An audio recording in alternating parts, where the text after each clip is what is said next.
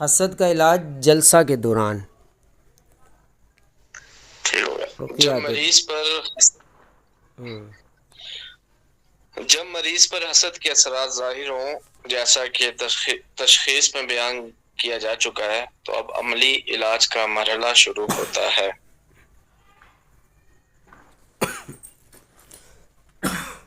جی اس کو اوپر کریں تھوڑا سا۔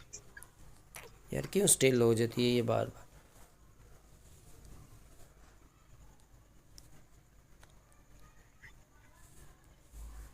ہاں جی، جب مریض پر حسد کے اثرات ظاہر ہوں جیسا کہ تشخیص میں بیان کیا جا چکا، تو اب عملی علاج کا مرحلہ شروع ہوتا ہے۔ آگے نظر سکرین۔ جی آ گیا۔ جی اس مرحلے میں ہم صرف نظری باتیں نہیں کرتے، بلکہ منظر کو یوں محسوس کرتے ہیں جیسے وہ ہمارے سامنے ہو۔ مریض آپ کے سامنے بیٹھا ہے، متاثر ہے، اس کا چہرہ تھکا ہوا ہے، بعض آیات سن کر اس کا سینہ تنگ ہوتا ہے، کبھی اچانک جسم بھاری ہو جاتا ہے یا بدن میں گرمی توڑتی محسوس ہوتی ہے۔ یہی وہ مقام ہے جہاں علاج مرحلہ وار شروع ہوتا ہے۔ علاج کے مسائل۔ وسائل۔ ایک بڑا برتن۔ وسائل۔ علاج کے وسائل۔ ایک بڑا برتن جس میں تقریباً 10 لیٹر پانی ہو، جو پینے اور غسل کے لیے 15 سے 30 دن تک کافی ہو۔ عرق گلاب یا سفید مشک، پانی کو خوشبودار بنانے اور اثر بڑھانے کے لیے۔ زیتون کا تیل تقریباً 1 لیٹر، جسم پر مالش یا درد والی جگہوں پر لگانے کے لیے۔ پانی اور تیل پر پڑنے کا طریقہ۔ منہ کو پانی کے قریب کر کے خشوع اور ٹھہراؤ کے ساتھ تلاوت کی جائے اور ہر آیت کے بعد ہلکا سا پھونکا جائے یہاں تک کہ پانی کی سطح حرکت کرتی نظر آئے۔ تیل پر بھی اسی طرح پڑا جائے اور پھونک اس نیت سے ہو کہ آیات کا اثر سانس کے ساتھ منتقل ہو۔ اس دوران آپ دیکھیں گے کہ مریض صرف پاس بیٹھا ہونے کے باوجود متاثر ہونے لگتا ہے، آنکھیں نم ہو سکتی ہیں یا سینہ بھاری محسوس ہو سکتا ہے۔ یہ اثر شروع ہونے کی علامت ہے۔ طریقہ استعمال۔ اول، غسل۔ مکمل طریقہ: برتن میں ڈال کر مریض اس میں کھڑا ہو کر پورا غسل کرے، پھر اس پانی کو بہتے نالے میں ڈال دیا جائے یا پودوں کو دے دیا جائے یا گھر سے باہر چھڑک دیا جائے۔ اگر یہ ممکن نہ ہو تو پانی سر پر ڈال کر پورے جسم تک پہنچایا جائے اور پاؤں کی پاکی کا خیال رکھا جائے۔ یہاں آپ واضح اثر دیکھیں گے، مریض کو ذہنی سکون ملے گا، جمائی آئے گی یا گہری سانس لے گا جیسے بوجھ اتر گیا ہو۔ دوم، پینا۔ دن میں 2 یا 3 مرتبہ پیا جائے، خاص طور پر صبح خالی پیٹ اور رات سونے سے پہلے۔ کبھی پہلی بار پینے پر قے کی کیفیت یا فوری سکون محسوس ہو سکتا ہے۔ درد والی جگہ یا جسم پر لگایا جائے، کبھی چند منٹ میں اثر ظاہر ہوتا ہے، کبھی چند منٹ میں اثر ظاہر ہوتا ہے، گرمی کم ہو جاتی ہے، سر درد ہلکا ہوتا ہے یا نیند بہتر ہو جاتی جی ہے۔ تیل لگانے سے، ٹھیک ہے نا؟ ہاں جی۔ اور یہ اس پر آیتیں جو پڑھی جاتی ہیں، پڑھی جانے والی رقیہ، جو رقیہ ہم پڑھتے ہیں، سورہ فاتحہ 7 بار، بقرہ کی ابتدائی آیات 1 سے 5، آیت الکرسی 7 بار، سورہ بقرہ کی آخری 2 آیات، قدرت و توحید کی آیات، اعراف کی 54 سے 56، معوذات، اخلاص، فلق، ناس، حسد کی خاص آیات، ود کثیر من اہل الکتاب والی، بقرہ 109 اور نساء 54، ام یحسدون الناس والی، وقال یا بنی لا تدخلوا، یوسف 67، ولولا اذ دخلت جنتک، کہف 39، الذی خلق 7 سماوات، یہ والی، ملک کی 3-4، وَإِن يَكَادُ الَّذِينَ كَفَرُوا والی، قلم کی 51-52۔ معوذات مکمل ان آیات کو 3 سے 7 بار دہرایا جائے اور ضرورت کے مطابق زیادہ بھی، جب تک اثر ظاہر نہ ہو یا تنگی ختم نہ ہو جائے۔ مسنون دعائیں، بسم اللہ الرقیق والی، ٹھیک ہے، اذھب الباس والی، اعوذ بکلمات اللہ التامات والی، ٹھیک ہے، التامات من کل شیطان وہامہ، ٹھیک ہے. مریض کے لیے ہدایات یہ ہیں کہ نماز اور اذکار کی پابندی کرے, سونے سے پہلے سورہ ملک پڑھے, سورہ فلق کی کثرت کرے. ویسے سورہ بنی اسرائیل اور زمر یہ اللہ کے نبی نہیں سوتے تھے جب تک یہ پڑھ نہ لیں, رات کو یہ پڑھنی چاہیے. وضو کر کے سوئے, سورہ فلق کی کثرت کرے, جھگڑوں اور بحث سے بچے, کیونکہ اس دوران نا جیسے کہ پیشنٹ پر کل اقدام ہوا تو وہ اس کی طبیعت چینج ہوئی ہے, یہ بھی اثر دکھاتے ہیں اپنے مزاحمت. تو چڑچڑا پان یا طبیعت ایسے ہو تو ڈونٹ وری, ٹینشن نہیں لینی, یہ اثرات ٹوٹنے کی نشانی ہوتی ہے پڑھائی کے بعد. جھگڑوں اور بحث سے بچے, تنہائی سے بچے اور کثرت سے. یہ میوٹ کر دیں جی, میوٹ کر دیں, شور آ رہا ہے کھڑ کھڑ. تنہائی سے بچے اور کثرت سے اللہ کی پناہ مانگے. تسلسل کے ساتھ مریض میں واضح تبدیلی آئے گی, طبیعت میں سکون, سر درد میں کمی اور وسوسوں میں کمی. ٹھیک ہے. اور مریض اپنی کیفیت, خواب اور مشاہدات نوٹ کرے تاکہ بعد میں جائزہ لیا جا سکے. اکثر لوگ بتاتے ہیں کہ اس عمل سے سینہ ہلکا اور نیند بہتر ہو جاتی ہے, یہ شفا کے آغاز کی علامت ہے. رقیہ ایک ذریعہ ہے شفا, اللہ کے ہاتھ میں ہے. دل کو صرف اللہ سے وابستہ رکھیں, اسی سے نفع طلب کریں. ٹھیک ہے. حسد ایک خطرناک بیماری ہے جو جسم سے پہلے دل کو تباہ کرتی ہے. یہی پہلا گناہ تھا جو آسمان میں ہوا جب ابلیس نے آدم علیہ السلام سے حسد کیا تھا, اور زمین میں جب قابیل نے حابیل سے حسد کیا تھا. لہٰذا خود کو بچاؤ کہ تم دوسروں کے لیے اپنی نظر یا دل سے نقصان کا سبب نہ بنو.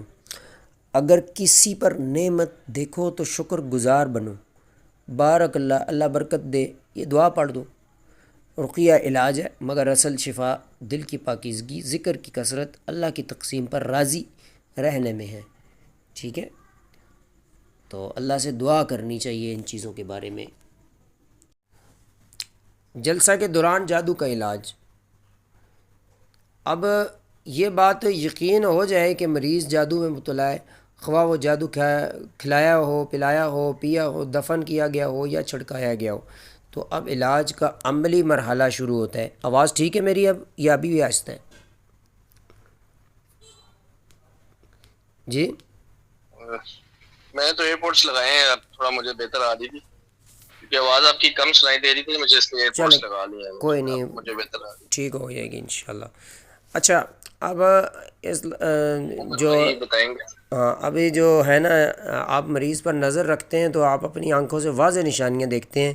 جادو کے آیات سن کر شدید بے چینی, چہرے کے تاثرات میں تبدیلی, سینے میں سخت گھٹن, بسا اوقات پیٹ کا پھول جانا یا زوردار قے کی خواہش. ٹھیک ہے. یہیں سے علاج کے مراحل ایک ایک کر کے شروع ہوتے ہیں. ہاں جی آگے پڑھیں آپ. آپ کی اسکرین موو نہیں کر رہی, ایک جگہ پہ جو ہے موو نہیں کر رہی, چلیں وہ آ جائے گی انشاءاللہ ابھی اسکرین. وہیں پہ ٹکی ہوئی ہے, الدرس الصابر.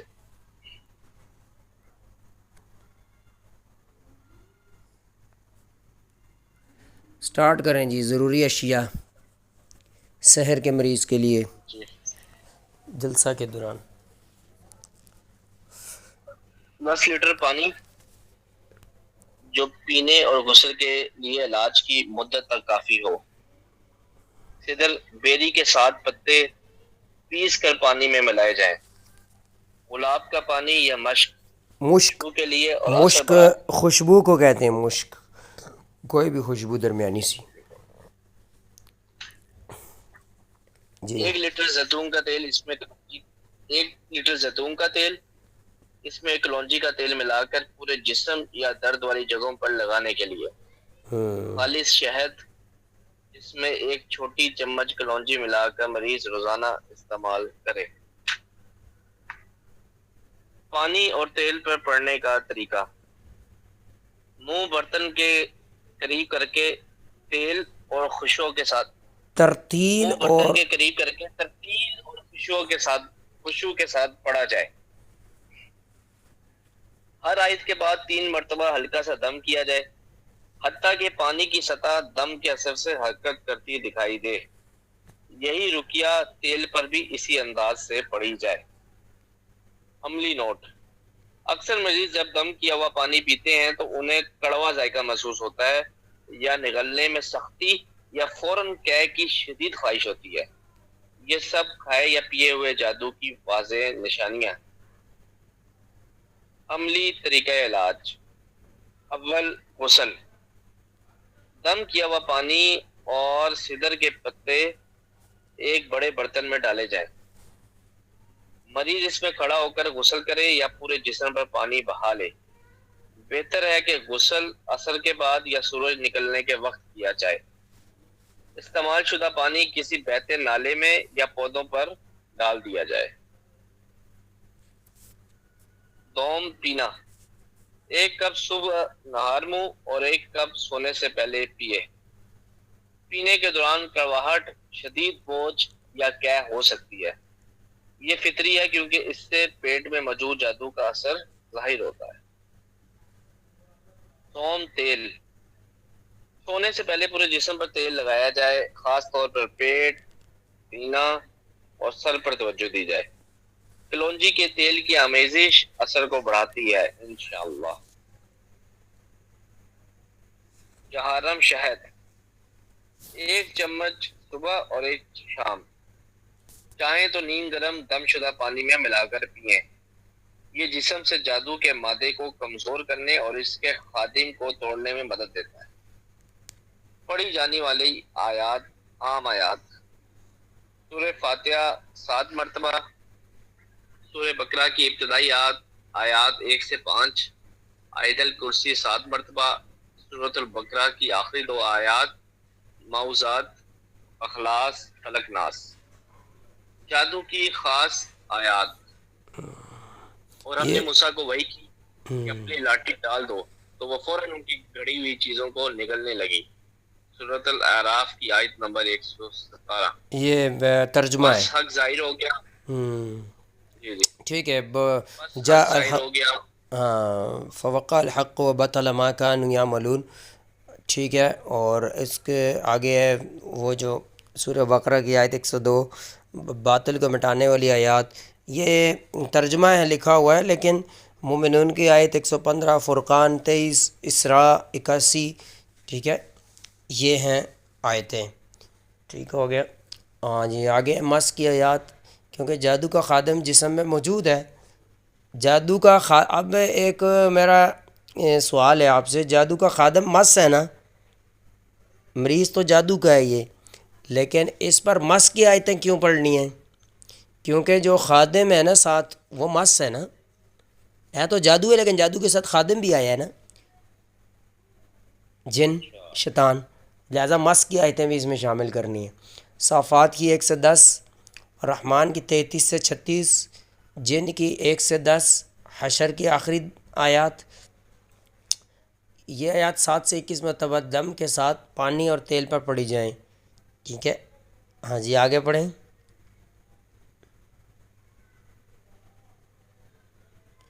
علاج کی مدت: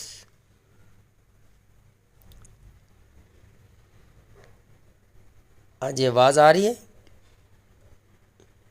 اچھا، وہ میں میوٹ کر دیا تھا میں نے سر. ہاں جی، پڑھیں. علاج کی مدت: علاج کی مدت 21 سے 45 دن تک ہو سکتی ہے، جادو کی نوعیت اور شدت کے مطابق. علاج کے آغاز میں جسم میں درد، تھکن یا بے چینی ہو سکتی ہے. یہ جادو کے خادم کی حرکت یا جادو کے مادے کے ٹوٹنے کی علامت ہے اور شفا کی نشانی ہے. معصور دعائیں: اے اللہ، اس مریض پر کیا گیا ہر جادو باطل فرما، ظاہر ہو یا پوشیدہ. اے اللہ، جسم میں موجود ہر اذیت کو نکال دے اور اس کا کوئی اثر اندر باقی نہ رہنے دے. اے لوگوں کے رب، تکلیف دور فرما، تو ہی شفا دینے والا ہے، تیری شفا کے سوا کوئی شفا نہیں. نگہداشت اور مطابعت: مریض اپنے خواب اور روزمرہ علامات لکھتا رہے.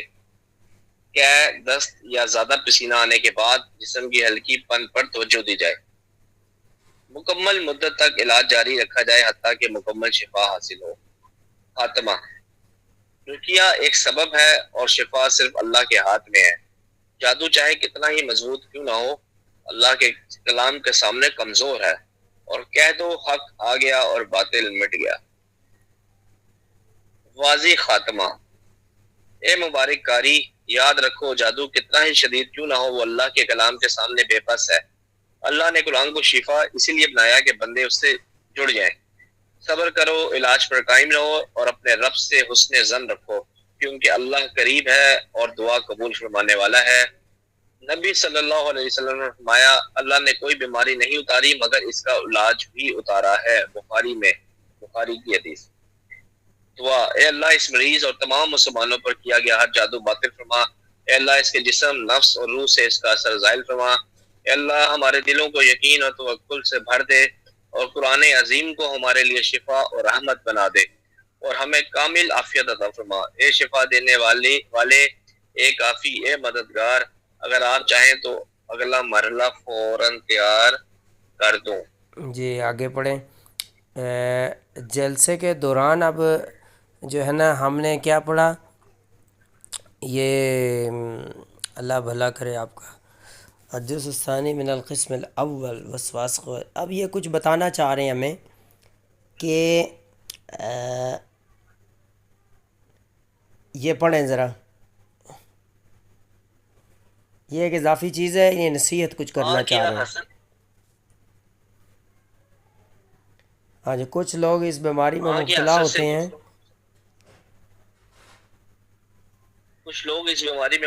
ہیں، کہ وہ دوسروں پر اپنی نظر یا پسند کی وجہ سے نظر بد یا حسد کے اثر کا خوف محسوس کرتے ہیں۔ وہ سوچتے ہیں کہ بس کسی چیز کی تعریف یا پسند کرنا بھی دوسروں کے لیے نقصان دہ ہو سکتا ہے، یا اگر وہ کسی چیز کو دیکھ کر پسند کریں تو وہ دوسروں کو تکلیف پہنچا سکتے ہیں۔ اس وجہ سے وہ ہمیشہ فکر اور اضطراب میں مبتلا رہتے ہیں۔ ضمیر انہیں سزا دیتا ہے، شاید اکثر روئیں یا غمزدہ رہیں اور یہ سوچتے ہیں کہ ان کی فطرت ہی نقصان پہنچانے والی ہے۔ یہ سب شیطان کی فریب کاری ہے جو چاہتا ہے کہ تمہارے دل میں کینہ ڈال دے، تمہاری صاف دل فطرت کو خراب کرے، تمہیں دوسروں سے الگ اور فکر مند رکھے۔ لیکن غور کرو اے مبتلا، جو اضطراب تم محسوس کرتے ہو وہ یہ ثابت نہیں کرتا کہ تم نقصان پہنچانے والے ہو، بلکہ دل کی صفائی، نیت کی پاکیزگی اور اللہ کے خوف کی نشانی ہے۔ شیطان ان نعمتوں سے حسد کرتا ہے، اس لیے تمہارے مزاج کو خراب کرنے کی کوشش کرتا ہے، تمہیں الگ تھلگ کرتا ہے تاکہ تمہارا دماغ اور دل کمزور ہو جائے۔ چالاکی سے اس کا مقابلہ کرو۔ وساوس کا جواب ذکر اللہ سے دو۔ جب کسی چیز کی تعریف کرو تو ماشاء اللہ، اللہم بارک اللہ۔ اگر دل میں لگے کہ تم نے کسی کو نقصان پہنچایا تو اس سے اپنا اثر یا خیر بانٹو۔ ایسا کرنے سے نقصان دور ہوتا ہے، شیطان کمزور پڑتا ہے اور تمہارا دل اور سینہ محفوظ رہتا ہے، اور اللہ تعالیٰ بہتر جانتا ہے۔ آئندہ پوسٹ میں بس ٹھیک ہے۔ آگے یہ 9واں درس ہے، تیسرے مرحلے کا، ٹھیک ہے نا؟ تو اس کی ڈیٹیل بعض درس ہے۔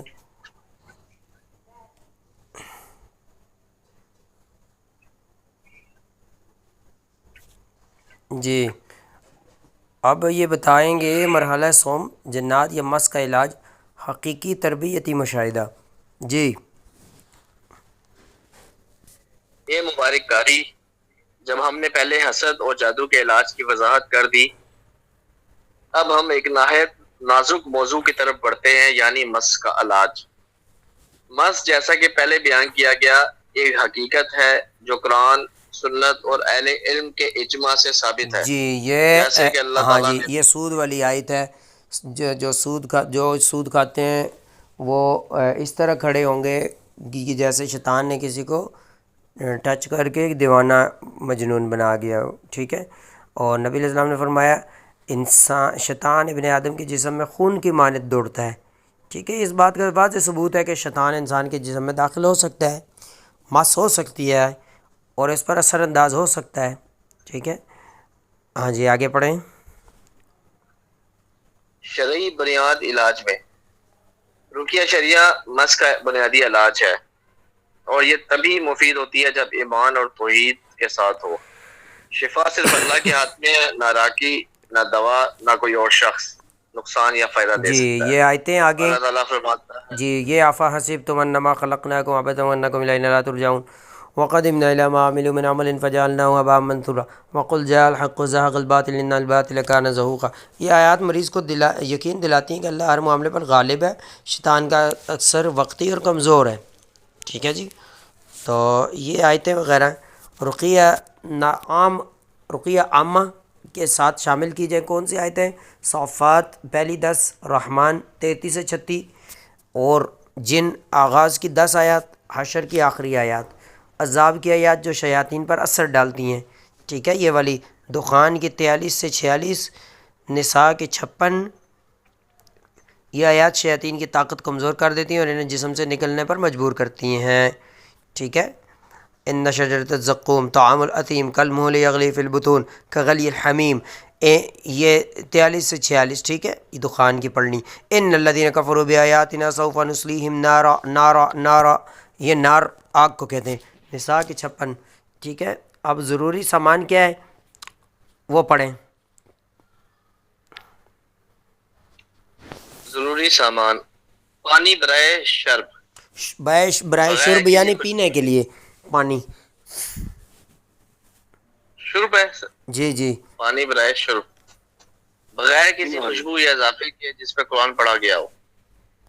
پانی برائے غسل، اس پہ سفید مشک اور سفید مشک ہے، اس میں سفید مشک اور عرق گلاب شامل، پھر قرآن پڑھا جائے. کوئی بھی خوشبو ڈال سکتے ہیں. زیتون، ٹھیک ہے، زیتون کا تیل، اس پہ قرآن پڑھا جائے. تھوڑا مشک ڈالیں اور جسد کے درد جسد کے یا سن ہونے والے درد، جسد جسم کو کہتے ہیں، جسد کے درد یا سون آنے والے حصوں پر لگائیں. انہوں نے نا ہندی طریقے کی اس میں ٹرانسلیشن اردو لکھ دی ہے. اب جسد اور اعلیٰ درجے کی اردو جو شاعری میں شاعر استعمال کیا کرتے تھے. اچھا آگے کیا ہے جی؟ علاج کا طریقہ. پانی اور تیل پر سبھی مذکورہ آیات رقیہ عامہ پڑھیں. مریض پانی پئیں اور مقدار بڑھائیں تاکہ آہستہ آہستہ نقصان دور ہو. مریض روزانہ یا ہر 2 دن پانی سے غسل کرے. زیتون کا تیل رات کو سونے سے پہلے لگائیں اور ممکن ہو تو رقیہ سنیں تاکہ اثر برقرار رہے. علاج کی مدت: یہ ہر مریض کے لیے مختلف ہو سکتی ہے. شیطان کی قوت، مریض کے ایمان کی مضبوطی یا کمزوری اور علاج پر عمل کرنے پہ منحصر ہے. عمومی دورانیہ 21 سے 25 دن ہو سکتا ہے. بعض پیچیدہ حالات 21 میں سے زیادہ بھی ہو سکتا 45 دن، 21 سے 45. ہے. 21 سے 45 دن عمومی دورانیہ، بعض پیچیدہ حالات میں زیادہ بھی ہو سکتا ہے. اہم: مریض ہمت نہ ہارے اور علاج اچانک نہ چھوڑے کیونکہ شیطان درد پیدا کر کے حوصلہ شکنی کر سکتا ہے. او جی قاری صاحب، جب سے علاج شروع کیا ہے طبیعت ہی زیادہ خراب ہونی شروع ہو گئی ہے. نہیں جی میں نے نہیں کرانا علاج، بس پہلے ٹھیک تھے ہم، یہ کام نہیں ہونا کرنا. علاج کے دوران ممکنہ علامات: سر میں بھاری پن یا سینے میں تنگی، پریشان کن خواب یا نیند میں خلل، جسم میں اچانک گرمی یا سردی، رقیہ کے دوران رونا یا چیخنا، تیل لگانے یا پانی پینے پر درد ہونا، یہ رقیہ کے اثر کی نشانی ہے. خلاصہ: مس ایک بڑا امتحان ہے مگر اس کا علاج آسان ہے اگر مریض قرآن اور سنت پر عمل کرے، شیطان کی چالوں میں نہ پھنسے اور خرافات یا اوہام پر دھیان نہ دے. حقیقی علاج: قرآن، صبر، یقین اور اللہ کی طرف رجوع کریں. یاد رکھیں رقیہ صرف پڑھنا نہیں ہے بلکہ یہ عبادت، دعا اور اللہ کی طرف رجوع ہے. جتنا تعلق اللہ کے ساتھ مضبوط ہوگا دشمن اتنا کمزور ہو جائے گا. واضح خلاصہ: مس چاہے کتنا بھی بڑھ جائے، یقین اور توکل والے مومن پر وہ کمزور ہے. شیطان کے پاس اختیار نہیں جو اللہ کے مخلص بندوں پر اثر ڈال سکے، بلکہ وہ صرف گناہوں اور ذکر سے دوری سے طاقتور ہوتا ہے. علاج کے دوران اپنی توبہ اور اللہ کے ساتھ تعلق کو مضبوط کریں. نبی صلی اللہ علیہ وآلہ وسلم نے فرمایا دعا مومن کا ہتھیار ہے. الحاکم کی حدیث ہے. قسمت کو صرف دعا ہی واپس کر سکتی ہے. ترمذی کی حدیث. لہذا دعا کو رقیہ کے ساتھ جاری رکھیں، اللہ کے تحفظ میں رہیں. یہ عربی کی دعا ہے. آگے تو مطلب ہے کہ یہ دعا بھی ہم پڑھ سکتے ہیں. اس میں یہ ہے کہ اللہ قہر نازل کر اس پہ اور اس کی جو شان ہے اس کو توڑ دے اور ذلیل کر، ٹھیک ہے، اپنی بادشاہت کے تخت تلے اس کو، اپنی بادشاہت کے نیچے اس کو ذلیل کر دے. ٹھیک ہے، اے اللہ نکال دے شیطان اس مس کو اس جسم سے، ظاہر ہو یا چھپی ہوئی ہو، ٹھیک ہے، عاجل یا غیر عاجل ہو. اللہم اشف المریض شفاء، ایسی شفا دے اللہ مریض کو کہ کوئی بیماری باقی نہ رہے. ٹھیک ہے، اللہم اجل القرآن نور فی صدری، اس کے سینے کا نور بنا دے قرآن کو. ٹھیک ہے، اور اس کے ہم اور حزن، غم و فکر کو ختم اور بگانے والی چیز بنا دے. ٹھیک ہے، اور شفا یا رحیم یا کریم. تو اب آگے کیا ہے؟ درس العاشر المرحلہ الثالثہ.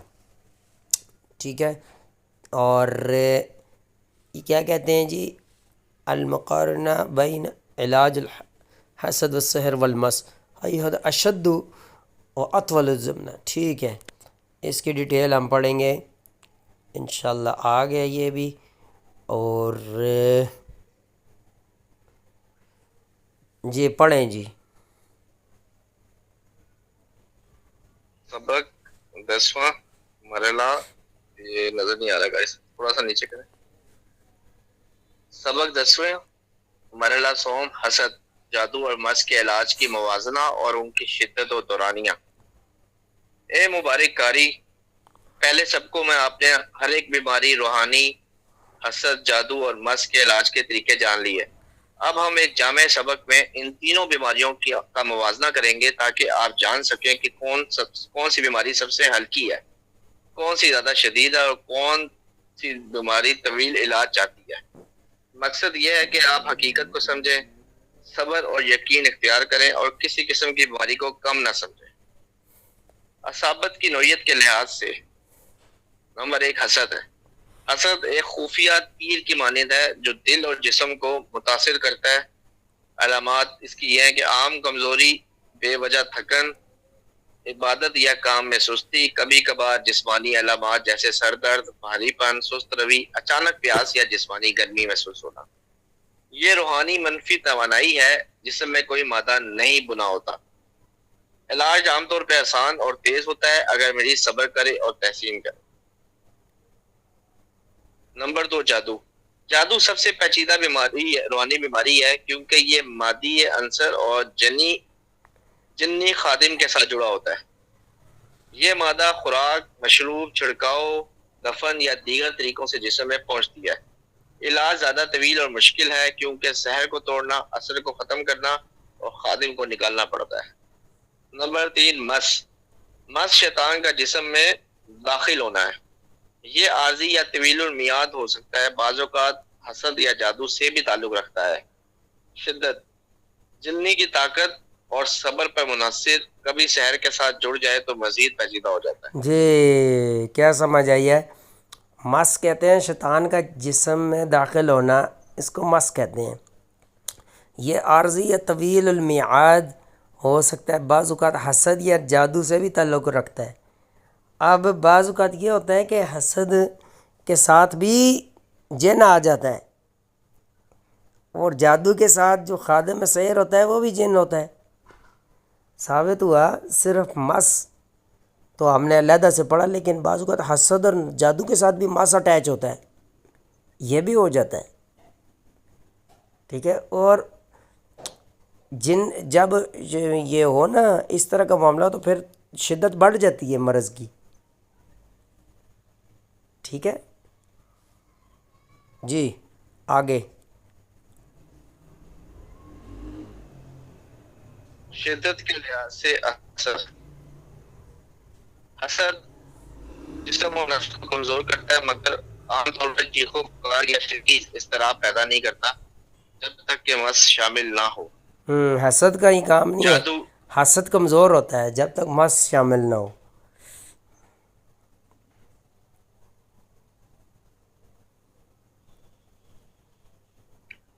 جادو زیادہ خطرناک ہے کیونکہ جنی پلس مادہ کے اثر میں مبتلا مریض دوہرا قیدی ہے.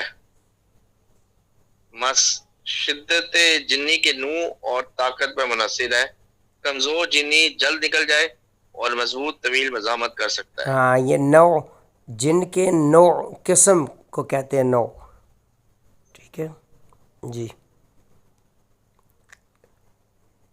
علاج کی مدت. حسد. علاج کے اثرات چند دن سے 2 ہفتے میں ظاہر ہوتے ہیں. مکمل علاج تقریباً 15 سے 30 دن میں ہو جاتا ہے. جادو کا علاج طویل ہوتا ہے، 21 سے 45 دن یا زیادہ. زہر کی نوعیت اور مریض کے رد عمل پر منحصر ہوتا ہے. مس مختلف، کبھی 1 یا 2 جلسوں میں نکل جاتا ہے، کبھی مہینوں تک باقی رہ سکتا ہے، خصوصاً اگر جنی مضبوط یا مریض کمزور ہو. علاج کی مشکل. حسد سب سے آسان، پانی، تیل، رقیہ اور روزانہ تحسین کافی ہے. مرض درمیانی شکل، کمزور جنی آیات عذاب سے نکل سکتا ہے ہاں مگر یہ مضبوط یا جادو سے جڑا ہو. تھوڑا سا سلو پڑھیں. صبر و جدوجہد. مس درمیانی شکل آپ نے پڑھا ہے، حالانکہ یہ درمیانی مشکل ہے. مس کہہ رہے ہیں حسد تو کمزور ہے، آسان ہے، لیکن مس جو ہے نا درمیانی مشکل. کمزور جن آیات عذاب سے نکل سکتا ہے مگر مضبوط یا جادو سے جکڑا ہوا ہو تو صبر و جدوجہد طویل ضروری ہوتی ہے پھر. ٹھیک ہے اب جادو پڑھیں آگے. جی. جادو سب سے پیچیدہ اور خطرناک ہوتا ہے کیونکہ جسم میں مادہ اور خادم موجود ہوتا ہے. مشترکہ ہدایات مریض کے لیے.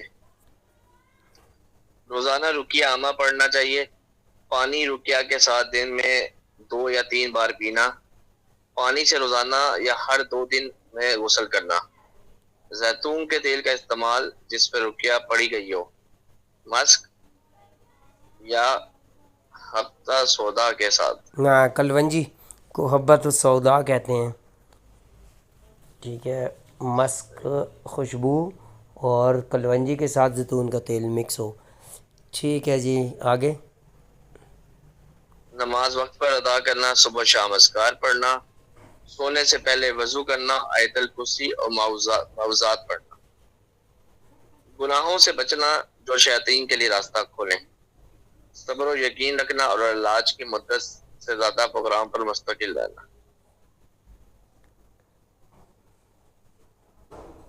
خلاصہ. اسے سب سے آسان علاج اور تیز شفا ہے.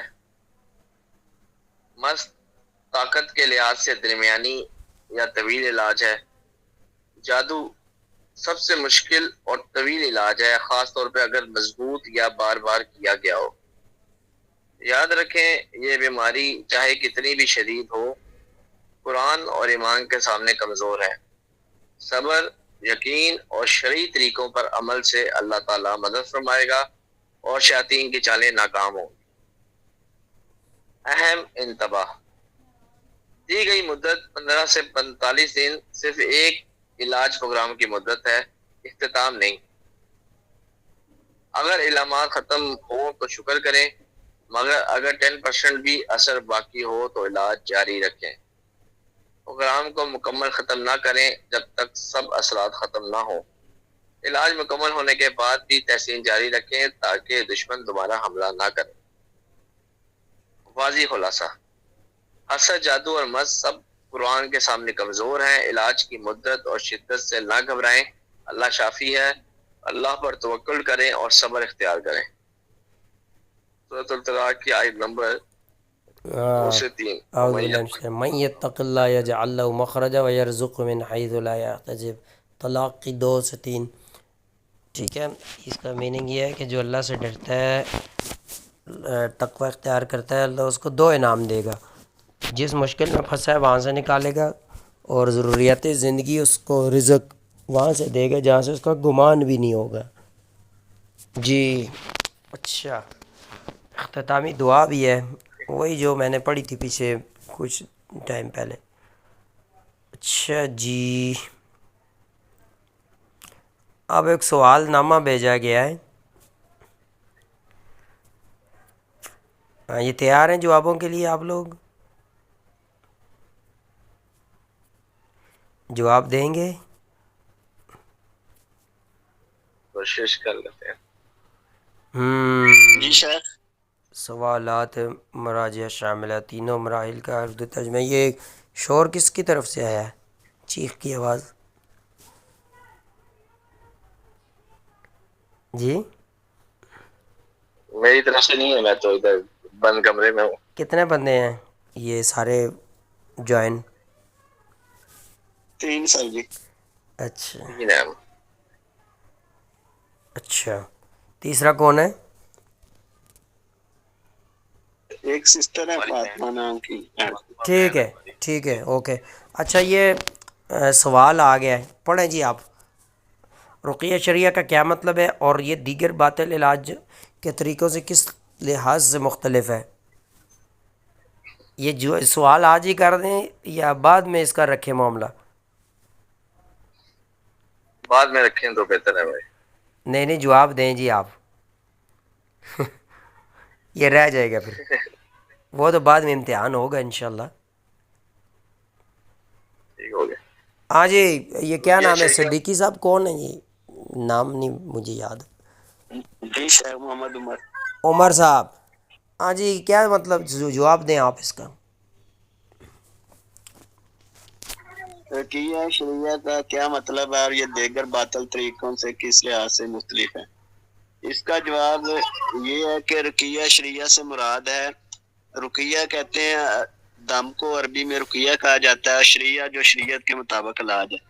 اس کا یہ ہے کہ اس سے آسانی سے علاج ہو جاتا ہے اور قرآن و سنت کے مطابق علاج ہو جاتا ہے، جس میں انسان کو کوئی بھی غیر شرعی کام نہیں کرنا پڑتا، جیسا کہ گوشت کا پھینکنا یا دالوں کا پھینکنا یا تویزات پہننا، بلکہ انسان قرآن پڑھنے سے اس کی روح بھی مضبوط ہوتی ہے، وہ خود بھی مضبوط ہوتا ہے اور اس کا آسانی کے ساتھ علاج ہو جاتا ہے.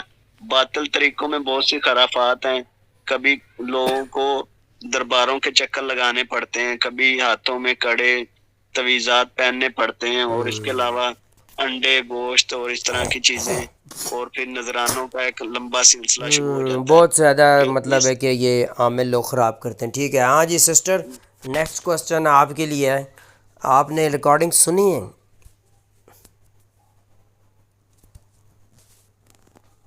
السلام علیکم شیخ. نہیں شیخ آج ہی میرے امتحان ختم ہوئے انشاءاللہ، آج سے میں کنٹینیو رکھوں گی انشاءاللہ. اچھا ٹھیک ہے. آج ذیشان صاحب آپ بتائیں رقیہ پڑھنے کے لیے شرعی ضوابط کیا ہیں جن پر سے عمل کرنا ضروری ہے؟ رقیہ کون پڑھ سکتا ہے؟ کیا اصول ہے رقیہ پڑھنے والے کے اور رقیے کے؟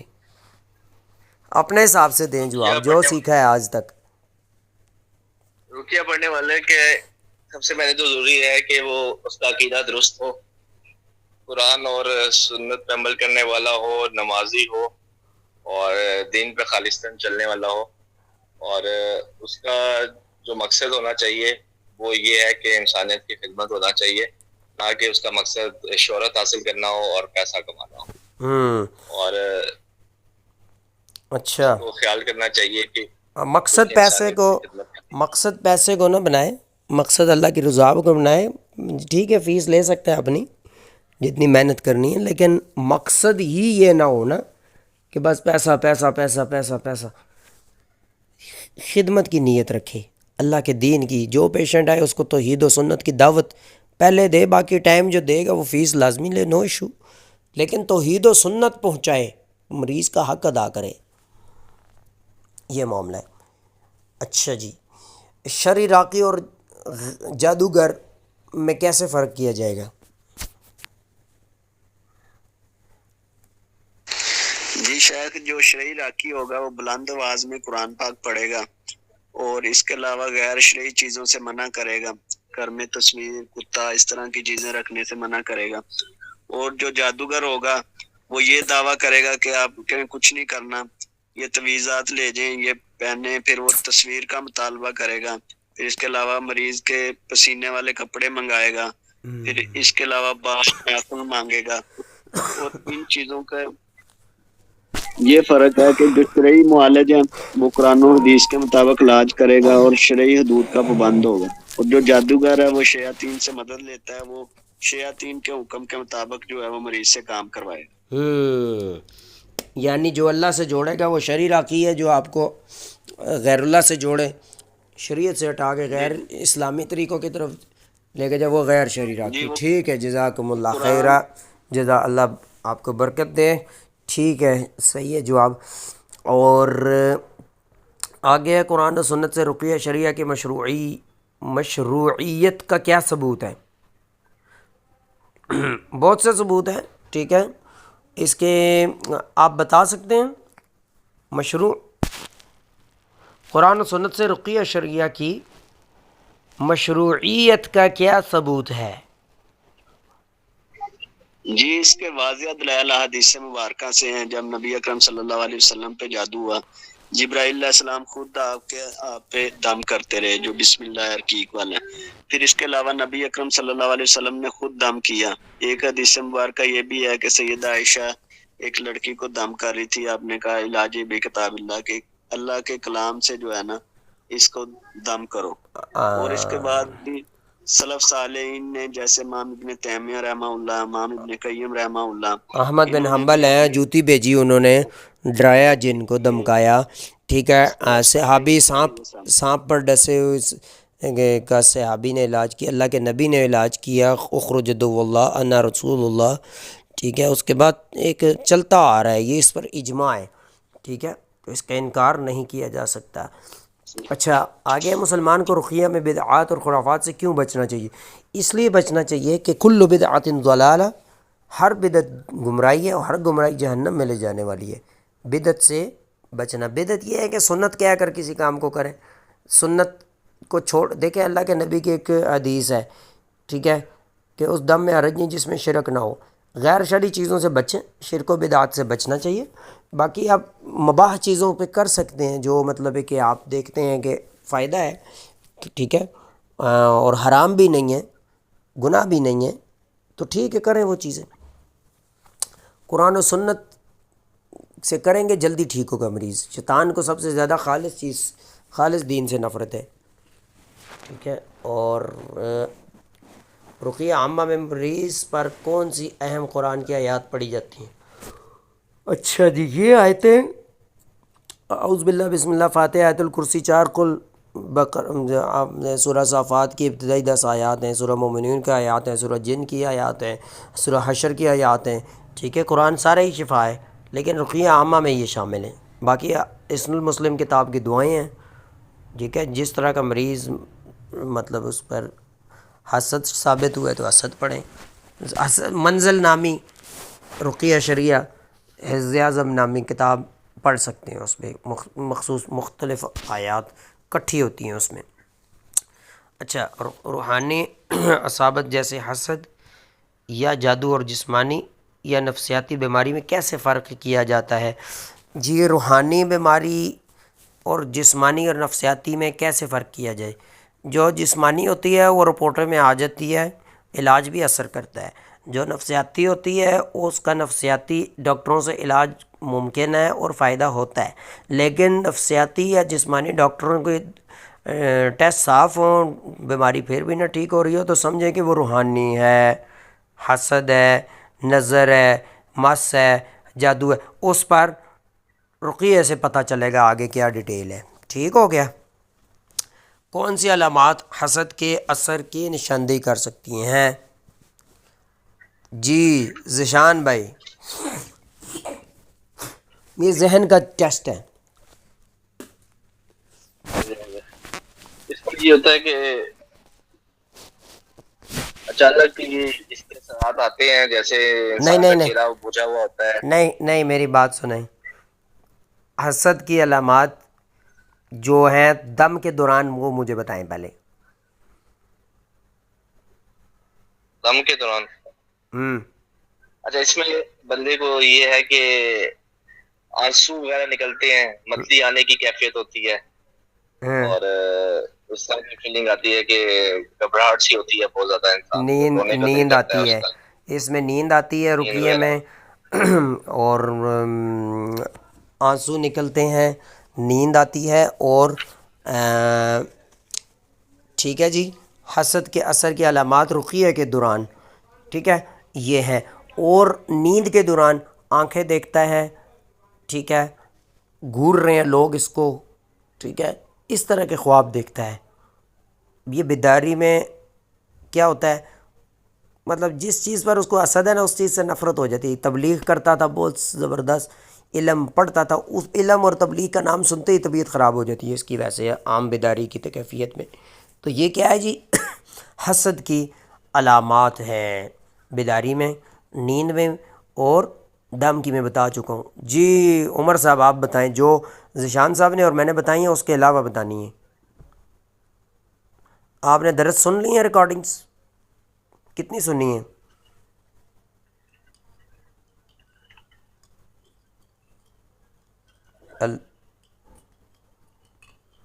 عمر بھائی، ہلو، ہاں جی ذیشان بھائی آپ جی ریکارڈنگ کتنی سنی ہے؟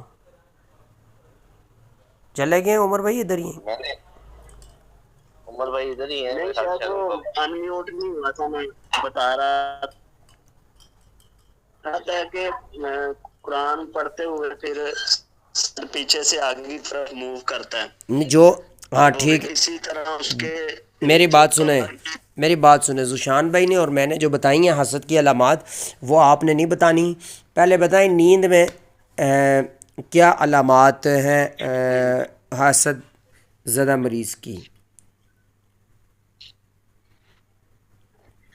نیند کے اندر اس کو اونچائی سے گرتا ہوا دیکھتا ہے اپنے آپ کو، پھر ویرانوں میں دیکھتا ہے اپنے آپ کو، اور دیکھتا ہے کہ پریشانی کے عالم میں کسی جگہ پہ پھنسا ہوا، اور زیادہ تر اس کو آنکھیں دکھائی دیتی ہے کہ گھورتا ہوا دکھائی دیتا ہے، جو میں کوئی نے پیچھے بتائی ہیں لگا وہ نہیں ہوا سایہ بتانی جو ہے علامات، یہ جو میں نے محسوس ہوتا بتائی ہیں یا ذیشان بھائی نے وہ نہیں بتانی آپ نے، آپ نے اور بتانی ہے. اگر ساری ہم نے بتا دی تو آپ یہ کہہ دیں بھائی ساری آپ نے بتا دی ہیں، اس کے علاوہ کوئی علامت نہیں ہے، نیو علامتیں بتانی ہیں. ہے. آپ نے بتا دیا ہے. اچھا، درد کہاں موو ہوتا ہے سر سے کہاں پر؟ پیچھے سے آگے کی طرف، کب؟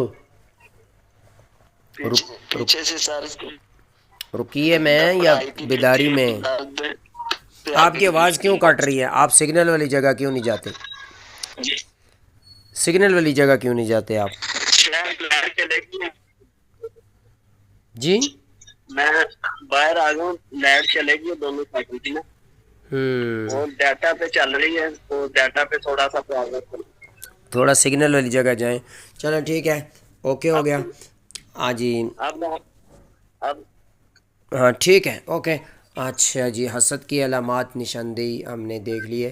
مریض کو رقیہ دعا تحسین پر مشتمل مکمل علاجی پروگرام کیوں اپنانا چاہیے؟ اس لیے کہ شفا حاصل ہو اس کو، ٹھیک ہے، شیطان کمزور ہو، وہ جلدی ٹھیک ہو جائے، اس لیے اپنانا چاہیے نا اس کو. اچھا، رقیہ پڑھتے وقت اگر شدید علامات ظاہر ہوں تو رقیہ مریض کو کیسے عمل کرنا چاہیے؟ ہاں جی ذیشان بھائی، اس کے بعد عمر بھائی. اگر شدید عملات ظاہر ہوتی ہیں تو راکی کو چاہیے کہ وہ رقیہ کو جاری رکھے، اور رقیہ کو جاری رکھے، اس کی آنکھوں کی طرف وغیرہ اس طرح نہ دیکھے تاکہ وہ جو جادو ہے وہ اس میں بھی منتقل نہ ہو جائے. اچھا، تو یا مریض کو سمجھانے کی کوشش کریں کہ یہ آپ کی بہتری کے لیے کیا جا رہا ہے، آپ کو گھبرانے کی ضرورت نہیں ہے. تو اچھے طریقے سے، احسن طریقے سے اس کے ساتھ بہیو کرے اور رقیہ کو جاری رکھے. رقیہ پڑھتے وقت، ہاں جی عمر بھائی.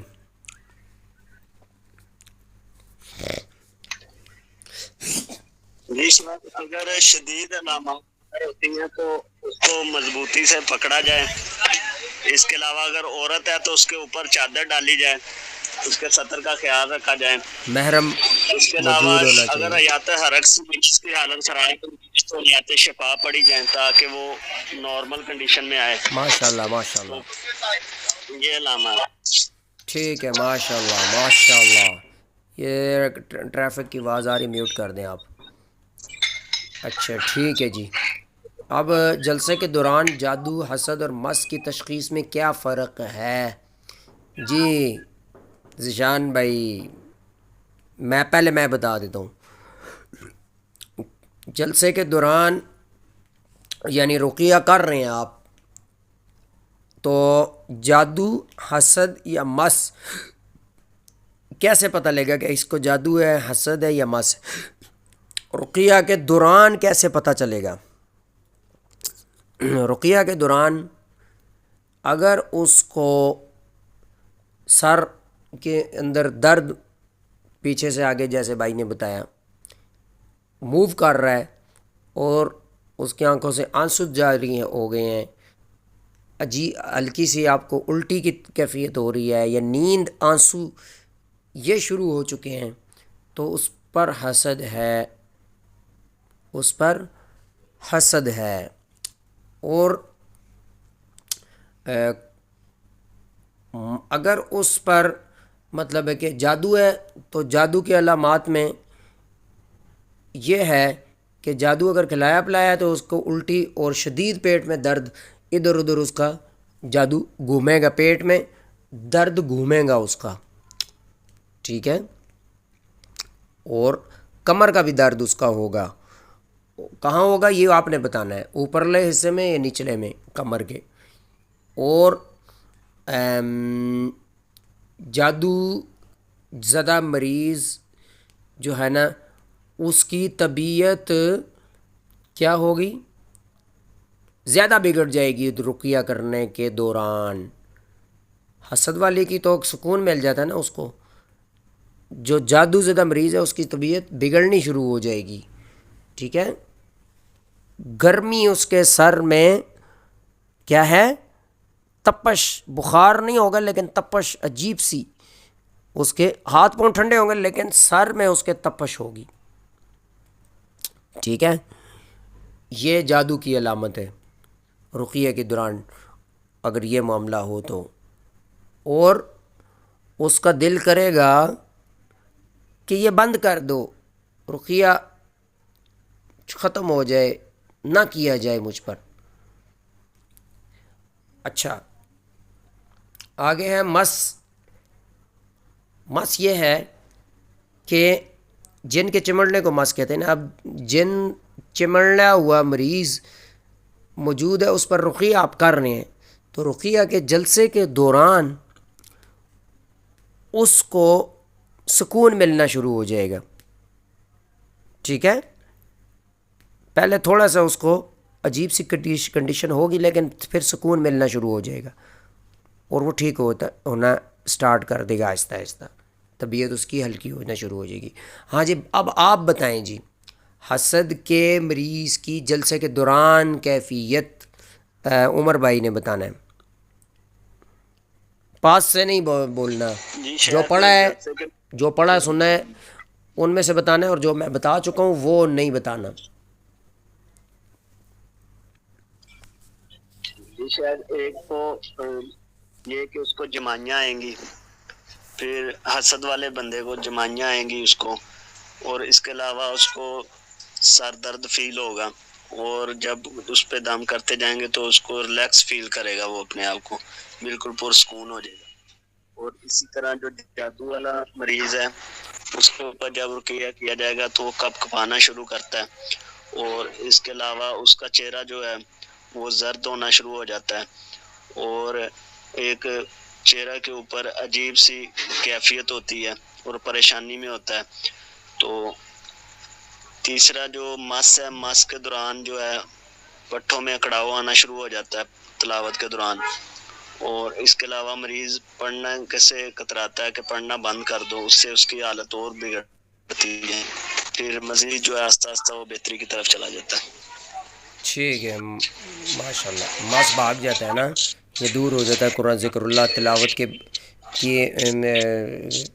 چھوڑنے سے آیا تھا. تلاوت ذکر اللہ جب اس پر کی گئی تو وہ بھاگنا شروع ہو گیا، دور ہو گیا، ٹھیک ہے. یہ معاملات ہیں. اچھا جی آگے ہے علاج میں کون کون سی چیزیں. استعمال کی جا سکتی ہیں، جیسے پانی، تیل، شہد، کلونجی ہے، خوشبو ہے، پانی پینے کے لیے، نہانے کے لیے، تیل لگانے کے لیے، ٹھیک ہے، زیتون کا، اس میں کلونجی کا ڈالیں، دم پڑے اس پہ، ٹھیک ہے، اور بہت ساری چیزیں ہیں اس میں، انشاءاللہ وہ اللہ نے توفیق دی تو لکھیں گے، لکھوائیں گے بھی. بہت ساری چیزیں ہیں طب نبوی میں جو مریض کی حالت کو دیکھتے ہوئے یوز کی جا سکتی ہیں. اچھا آگے کیا ہے جی؟ عموماً کون سا علاج زیادہ وقت لیتا ہے، حسد، جادو یا مس؟ ہاں جی عمر بھائی. جی شاید جادو جو ہے وہ زیادہ وقت لیتا ہے، کیوں؟ کیونکہ اس کے اوپر خادم السحر بھی ہوتی ہیں، اور اس کے اوپر خادم السحر بھی ہوتے ہیں، پھر اس کے پیچھے کوئی نہ کوئی جادو کسی چیز پہ کر کے اس کو دفن کیا ہوتا ہے، یا لٹکایا ہوتا ہے، یا پھر کھلایا ہوتا ہے اس کو، جو چپکا ہوتا ہے اس کے اسٹمک کے اندر. تو اس لیے جب تک اس کو پیچھے سے نکلتا نہیں ہے تو اس وقت تک جو ہے اس کا علاج لینتھی ہوتا چلا جاتا ہے. اور مس کا علاج درمیانہ مشکل، حسد کا علاج بالکل آسان، ان سب میں ٹھیک ہو گیا. اچھا آگے کہیں اکثر علامات ختم ہونے کے بعد بھی علاجی پروگرام پر کیوں قائم رہنا چاہیے؟ اس لیے کہ شیطان چھپا ہوا، اس کے اثرات بیٹھے ہوں گے اندر، وہ شو کرا رہا ہوگا تم ٹھیک ہو چھوڑ دو علاج، اس لیے علاج نہیں چھوڑنا چاہیے. صبر اور اللہ پر یقین کا رقیہ کے علاج کی کامیابی پر کیا اثر ہے؟ اثر واضح ہے، ٹھیک ہے. صبر، ان اللہ مع الصابرین، من یتوکل علی اللہ فہو حسبہ، ٹھیک ہے، یہ ساری آیات گواہی دیتی ہیں اس پہ. اچھا ماشاء اللہ جی ٹھیک ہے. نصیحت لترک العہود الوراثیہ، ٹھیک ہے. مسمیات الباطلہ، بسم اللہ. شروع کریں جی. اب ذیشان بھائی یہ نصیحت ہے یہ وراثت کی طرف، وراثتی جو عہد ہوتے ہیں نا، ٹھیک ہے، باطل نام وغیرہ جو رکھے ہوتے ہیں باپ دادا کی طرف سے آتے ہیں جی، مجھے ادھر سے ملا ہے یہ سارا، جن ملا ہے، یہ روحانی کی طاقت ملی ہے، تو یہ ساری چیزیں گناہ ہے، غلط ہے، ٹھیک ہے. ہاں جی پڑھیں آپ. نصیحت برائے چھوڑنے وراثتی عہود اور باطل ناموں. اے وہ شخص جو وراثتی عہد جیسے دعوے کا شکار ہوا ہو، یا کسی نے کہا جو ملک میرے والد یا دادا کے پاس تھا وہ مجھے ملا، شہزادہ نے مجھے منتخب کیا کہ میں اس کے ساتھ ہوں، جو صالح بزرگ میرے آباء و اجداد کے ساتھ تھے انہوں نے مجھے یہ عہد منتقل کیا. تھوڑا سا اوپر صحیح ہے. یعنی کیا ہے یہ بڑی گمراہی پھیلی ہوئی ہے آج کل، یہ چیزیں مطلب ہے کہ یہ سننے میں آتی ہیں، یہ سننے میں آتی ہیں، یہ چیزیں بڑی گمراہی پھیلی ہوئی ہے. یہ روحانیت کے نام پہ نا بہت کچھ ہو رہا ہے دنیا میں جو آپ نے بتایا یہ، ٹھیک ہے جی. تو یقین کر لو کہ یہ سب باطل وہم. یہاں سے شروع کریں. تو یقین کر لو کہ یہ سب باطل وہم اور شیطانی فریب ہے. یہ اللہ کی طرف سے کوئی کرامت نہیں، نہ کوئی حقیقی مقام ہے، نہ کوئی ایسا فضل جو نسل در نسل منتقل ہوتا ہو. وراثتی عہود کی حقیقت. دین اسلام میں جن کے ساتھ کوئی وراثتی عہد نہیں ہے. ولایت اور کرامت صرف اللہ کی عبادت اور اطاعت سے حاصل ہوتی ہے. سورۃ الحجرات کی آیت نمبر 13. ان اکرمکم عند اللہ اتقاکم، اللہ کے یہاں عزت والا جو زیادہ اللہ سے ڈرنے والا ہے، ٹھیک ہے. جو ملک، شہزادہ یا بزرگ کا وراثتی نام بتایا جاتا ہے دراصل وہ شیطانی جن ہے جو لوگوں پر فریب ڈال کر اپنے خود کو بزرگ پیش کرتے ہیں، اپنے اثر میں لے لیتے ہیں لوگوں کو. وہ کہتے ہیں کہ یہ رشتہ آباء و اجداد سے آیا ہے تاکہ انسان کا دل اللہ سے ہٹ کر ان پر لگ جائے. اللہ تعالیٰ فرماتے ہیں تلک امۃ قد خلت لہا ما کسبت ولکم ما کسبتم ولا تسألون عما کانوا یعملون. یہ کچھ لوگ تھے، باپ دادا ہے نا، یہ کچھ لوگ تھے گزر چکے ہیں، ان کے لیے وہی کچھ ہے جو انہوں نے کمایا، تمہارے لیے وہ ہے جو تم کماتے ہو. تم سے وہ سوال نہیں کیا جائے گا جو وہ کرتے رہے ہیں. جی آگے. یعنی آباء و اجداد صرف اعمال صرف دعا اور صدقہ میں فائدہ دیتے ہیں، عہد اور جن سے تعلق صرف گمراہی ہے. جی آگے. فتویٰ علماء. فتوائے علماء. شیخ الاسلام ابن تیمیہ رحمہ اللہ فرماتے ہیں اگر کوئی ان سے مدد طلب کرے یا ان سے تعلق کرے تو یہ منع شدہ ہے اور شرک کی طرف لے جاتا ہے. شیخ ابن عثیمین رحمہ اللہ فرماتے ہیں عثیمین، صحیح جین انسان شیخ کی ابن عثیمین رحمہ اللہ یہ بہت بڑے بزرگ ہیں، یہ فرماتے ہیں عالم ہیں. جی. صحیح جن انسان کی مدد بغیر عہد یا قرارداد کے کر سکتے ہیں، لیکن انسان کا ان سے تعلق یا نیا عہد بنانا جائز نہیں. یہ حرام اور شرک کی وجہ ہے. یعنی کوئی بھی عہد پرانا یا نیا رکھنا یا تجدید کرنا جائز نہیں. وراثتی عہود کا خطرہ. یہ نہ سوچو کہ یہ عہد تمہارا مرتبہ بڑھائے گا یا تمہیں فائدہ پہنچائے گا. یہ چھپی ہوئی شرک اور کفر ہے.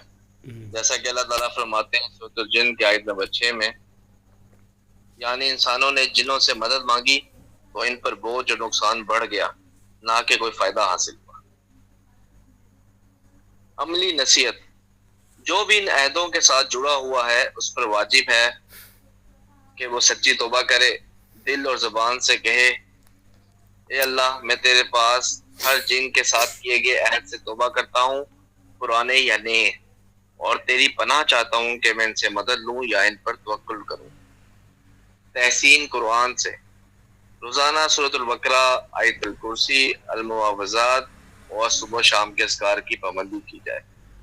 رقیہ شریعہ. پانی اور تیل پر رقیہ پڑھیں نیت کے ساتھ کہ یہ عہد مکمل طور پر ختم ہو. ذرائع چھوڑنا. کسی سے نہ بیٹھے جو کہتا ہو کہ وہ آپ کا وراثتی عہد بحال کرے یا جن کے ذریعے طاقت دے. یہ سب سے بڑا دروازہ ہے شرک کا. خلاصہ. کرامت اللہ کی اطاعت ہے نہ کہ وراثتی عہد میں. طاقت اللہ کی پناہ میں ہے نہ کہ جن، ملک یا شہزادہ میں. تمام خیر قرآن، رقیہ اور دعا میں ہے، نہ کہ وہ نام جو آپ نے آباء و اجداد سے وراثت میں سنے. جی اب بات یہ ہے نا، اس کا خلاصہ یہ ہے اس پورے درس کا کہ اب نا بعض مریض پھنسے ہوئے ہیں، ہمارے پاس کیس موجود ہیں، وہ پھنسے ہوئے ہیں بیچارے، ٹھیک نہیں ہو رہے. تو مسئلہ یہ ہے کہ ان کے باپ دادا میں سے کوئی جاتے تھے مزاروں پہ، ٹھیک ہے، کسی کے باپ دادا جنات کے ساتھ مل کے کام کرتے تھے، تو وہ جنات پھر ان کو نہیں چھوڑتے. وہ نا عہد ہو جاتا ہے ان کا، باپ دادا کا اور ان جن و شیطانوں کا. باپ دادا تو فوت ہو گئے لیکن ان کی عمریں لمبی ہوتی ہیں، وہ پھر ان کی اولادوں میں آ جاتے ہیں ان کے گھروں میں، وہی امیدیں رکھ کے جو شرک کفر باپ دادا کرتے رہے وہی جو ہے نا، یعنی باپ دادا میں سے کوئی اس طرح کا جاہل بدعتی تھا اور اولاد کو اللہ نے ہدایت دے دی، ٹھیک ہے. تو کیا ہے پھر ان کی ہدایت کی وجہ سے ان کے ساتھ ان کی جنگ سٹارٹ ہو جاتی ہے. بھائی ہمارے تو عہد ہیں، باپ دادا تمہارے سارے چڑھاوے چڑھاتے تھے، ہمارے ادھر عبادتیں ہوتی تھیں ہمارے شیاطین کی اور مزاروں پہ آتے تھے، تو تم تو آئے ہی نہیں کبھی، کیوں نہیں آئے؟ یہ سارا پھر نا وہ اذکار اور یہ سارا شروع ہو جاتا ہے. ہمارے کئی کیس ہیں اس طرح کے. تو اس سے سب سے پہلے توبہ کرنی چاہیے. اور سورہ برات جو سورہ ہے نا توبہ، براۃ من اللہ ورسولہ الی الذین عاہدتم من المشرکین، یہ عہد توڑنے والی آیت ہے. اس طرح کی اور آیتیں یہ پڑھنی چاہیے، توبہ کرنا چاہیے. والدین زینہ بزرگ تو ان سے بھی توبہ کروانے کی کوشش پیار محبت سے کریں، سمجھائیں ان کو کہ یہ غلط تھا، توبہ کریں. اور حاضر ہو جائے جن تو اس کو سمجھائیں کہ بھائی ہم تم سے بری ہیں، تم ہم سے بری ہو، جاؤ، ورنہ قرآن کے ساتھ مقابلہ نہیں کر سکتے تم. ٹھیک ہے جی، یہ معاملہ ہے. اب یہ معاملہ ہے اس درس کی ڈیٹیل، اور مطلب ہے کہ آئندہ بچنا چاہیے اس چیز سے، ایسے ماحول سے بھی دور رہیں. ٹھیک ہے جی. اور جی پڑھیں جی. اول، علاج کرنے کے باوجود شفا نہ ملنا. نمبر 1، عقیدہ میں خلل. جیسا کہ یہ سوچنا کہ نفع یا نقصان مردہ افراد، درختوں، اولیاء یا پتھروں کے پاس ہے. نمبر 2، مشاعرہ یا قبضہ کا عقیدہ. یہ کچھ قبائلی اور جاہلی رسوم ہیں جو بعض خواتین مخصوص مواقع پہ کرتی ہیں اور سمجھتی ہیں کہ کوئی ان پر اثر کرے گا، جیسے حمل میں رکاوٹ یا دودھ کی کمی یا نقصان پہنچانا. یہ سب خرافات ہیں اور شرک صغیر میں آتی ہیں، لیکن اگر ان میں قبر کھولنا یا دیگر شیطانی عمل شامل ہو تو یہ شرک اکبر تک پہنچ سکتا ہے. نمبر 3، جادوگر اور دھوکہ بازوں کے پاس جانا اور تعویذ لگانا. یہ سب شرکی باتیں ہیں جس سے بچنا واجب ہے. جی. نمبر 2، یقین کی کمی. اگر انسان قرآن کے اثر پر شک کرے تو وہ اس سے فائدہ نہیں اٹھا پائے گا. ضروری ہے کہ ہم یقین کریں کہ قرآن شفا اور رحمت ہے. بالکل، یہ جیسے کہ آیت سورۃ کا الاسراء ترجمہ ہے. میں اللہ جی، اسراء کی 82 آیت کا ترجمہ ہے. راقی رقیہ پر اللہ کے بغیر اعتماد کرنا یہ بھی غلط ہے. بعض لوگ راقی پر یا صرف سب سے طاقتور پر توکل کرتے ہیں اور سمجھتے ہیں کہ شفا ان کے ہاتھ میں ہے. بھائی وہ علاج کرنے والا ڈاکٹر ہے. یاد رکھیں رقیہ صرف سبب ہے، شفا اللہ کے ہاتھ میں. رقیہ صرف جو ہے نا سبب ہے، شفا نہیں ہے. شفا اللہ کے ہاتھ میں ہے. ٹھیک ہے، رقیہ کو شفا ہم کہہ سکتے ہیں، اللہ نے رکھی ہے اس میں شفا، لیکن اللہ کے اوپر توکل. سورہ بقرہ کی آیت 102 میں دلیل موجود ہے، وما هم بضارین بہ من احد الا باذن اللہ. جی. اسباب تاخیر شفا. نمبر 1، اللہ کے ذکر سے غفلت. یہ شیطان کو مضبوط کر دیتی ہے اور رقیہ کا اثر نہیں ہوتا. ذنوب اور گناہوں کی کثرت. یہ شیطان کو طاقت دیتی ہے تاکہ وہ انسان پر غالب آئے. گانے سننا. یہ قرآن کے مخالف ہے بلکہ یہ شیطان کی رقیہ ہے. جتنا زیادہ گانا ہوگا قرآن کا اثر دل میں کمزور ہوگا. اسباب کی تعظیم. مثلا یہ سوچنا کہ مرض آسانی سے نہیں جاتا، یہ یقین کو کمزور کر دیتا ہے. حرام چیزیں دیکھنا، کم درجے کے ڈرامے، فحش فلمیں، یہ سب شیطان کے داخل ہونے کے دروازے ہیں. جتنا دل خواہشات میں مغن ہوگا قرآن سے محبت کم ہوگی. خلاصہ، رقیہ ہمیشہ توحید پر مبنی ہونی چاہیے، نہ کہ شرک پر. ضروری ہے کہ عقائد درست کریں، توبہ کریں، اللہ سے ڈریں، عافیت طلب کریں اور دعا کریں کہ قرآن ہمارے لیے شفا اور رحمت بن جائے. کفارہ تیرہ. ہاں یہ اگر مسلمان ہاں جی، یہ نا کچھ مطلب ہے کہ یہ ہوتا ہے نا بدگمانی، جو جس کو ہم کیا کہتے ہیں نوست، سفر کے مہینے میں نوست ہے وغیرہ وغیرہ، فلاں یہ نہیں کرنا، جوتی کالی باندھو، ٹھیک ہے، جمعے کے دن کپڑے نہیں دھونے، اچھا شام کو جھاڑو نہیں پھیرنا. یہ ساری باتیں جو آج کل کی جاہلانہ رسمیں ہیں، یہ پہلے بھی تھیں. ٹھیک ہے، پرندہ اڑاتے تھے، پرندہ ادھر گیا تو نہیں جانا سفر پہ، ادھر چلا گیا تو چلے جانا ہے. یہ ساری چیزیں گناہ ہیں. ٹھیک ہے، اور بدگمانی نہیں کرنی چاہیے. یہ ساری چیزیں اللہ کے ہاتھ میں ہیں. شریعت نے نہیں روکا تو تم کون ہوتے ہو نئی شریعت بنا رہے ہو؟ اچھا، تو یہ چیزیں نا ان سے بچنا چاہیے، یہ گمراہی ہوتی ہیں. اچھا جی. اور یہ وراثت کے بارے میں دوبارہ بتا رہے ہیں، موروثی بیماریاں روحانی جو ہے اس کے بارے میں، اور اس کے بارے میں یہ ڈیٹیل بتانا چاہ رہے ہیں کہ یہ ابتدائی آیات مقدمہ رقیہ العہود الوراثیہ، یہ رقیہ بتا رہے ہیں جی وراثت کے جادو کا. ٹھیک ہے، وہ سارا انشاءاللہ آئے گا، انشاءاللہ دیں گے، لکھیں گے. ٹھیک ہے نا. آیت الکرسی ہے، بقرہ کی آخری 2 آیات ہیں، سورۃ توبہ کی آیت میں نے جو پڑھی ہے پیچھے، براۃ من اللہ و رسولہ والی. ٹھیک ہے، آیات البراۃ زیادہ اثر کرتی ہیں، یہ رقیہ میں نے بتا دی ہے. باقی فاتحۃ الکرسی 4 کل ہر رقیے میں شامل کرنی چاہیے. سورہ یونس آیت 57، ٹھیک ہے، آل عمران کی 18-19، اعراف کی 31-32، یاسین 58 سے 59۔ اچھا، یہ چیزیں پڑھنی چاہیے، اس طرح کی اور بھی آیات ہیں۔ تو وراثت کا جو رقیہ ہے، توبہ بھی کریں اس پہ، وراثت کا جو جادو ہے، سوری رقیہ کہہ رہا ہوں، تو توبہ کریں اور کروائیں۔ کیا شیطان علاج میں رکاوٹ ڈال سکتا ہے؟ جی بالکل، اصل چیز پڑھیں جی۔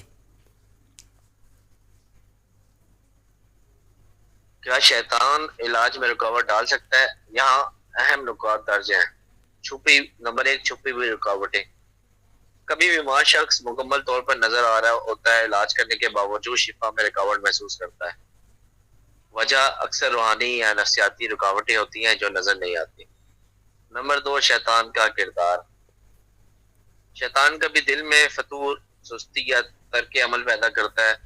وہ انسان کو ایسا محسوس کرواتا ہے کہ علاج بے فائدہ ہے یا قرآن و رقیہ پڑھنا وقت ضائع کرنا ہے۔ یہ نہ صرف روحانی علاج میں رکاوٹ بلکہ جسمانی صحت میں بھی اثر ڈال سکتا ہے، خاص طور پہ جب اللہ کی مدد مانگنے میں سستی ہو۔ نمبر 3، سستی یا تصویف۔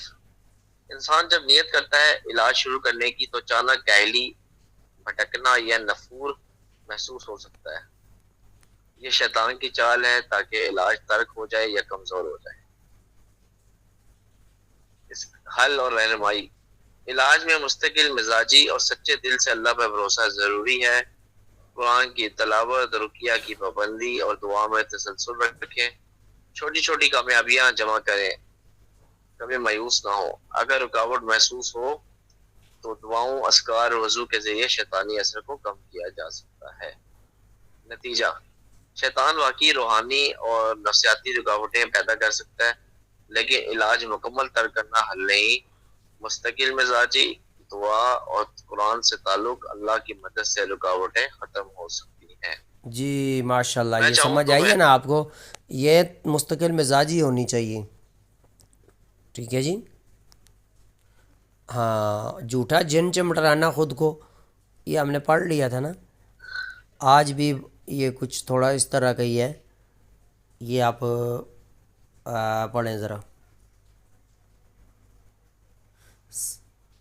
جی۔ سبق نمبر 1، تھوڑا مرحلہ سا نیچے 4، جھوٹا یا تمثیلی مس، ٹھیک ہے۔ المس تمثیلی، المس الکاذب بھی بولتے ہیں اس کو۔ شرعی تعارف، نبی علیہ السلام نے فرمایا من غشنا فلیس منا، جس نے ہم سے دھوکہ کیا وہ ہم میں سے نہیں ہے۔ مسلم کی حدیث۔